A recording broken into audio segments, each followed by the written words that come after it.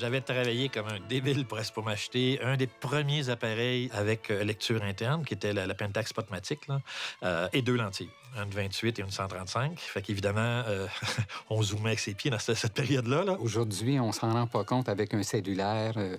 Tout ce que la caméra doit faire pour arriver à avoir une photo nette, une photo bien exposée, une photo bien définie. Des photos réussies, j'avais beaucoup d'expérience. Je vous dirais que j'en ai passé plusieurs rouleaux. À l'époque, c'était des rouleaux, des pellicules de 24 à 36 poses.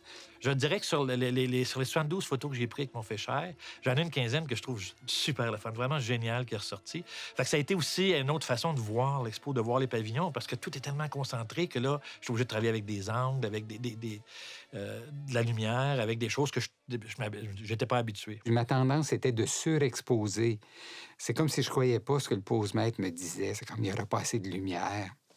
Alors, aujourd'hui, j'en ris parce que plus on en fait, plus on réalise que, bon, ça devient seconde nature. On apprend certaines lois aussi automatiques. Je suis très impressionniste et ma photo est impressionniste. C'est vraiment ça que j'ai cherché. Et évidemment, on retrouve dans mes photos des gens. C'est la seule exposition où il n'y avait aucune clôture. On était dans l'eau. On regardait au loin et on voyait le fleuve.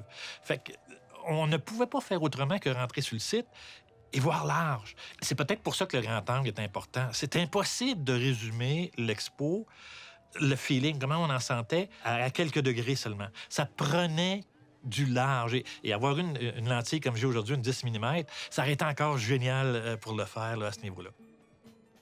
Moi, je photographiais, j'avais mon petit Instamatic 104, ce qui était la dernière technologie et pas trop cher. C'était un petit appareil, puis on pouvait capter des souvenirs pour soi. Je pense que les œuvres d'art, l'art public, m'intéressaient particulièrement dans la photographie. C'était vraiment des choses très, très exotiques pour nous. On se photographiait pas soi-même, on photographiait...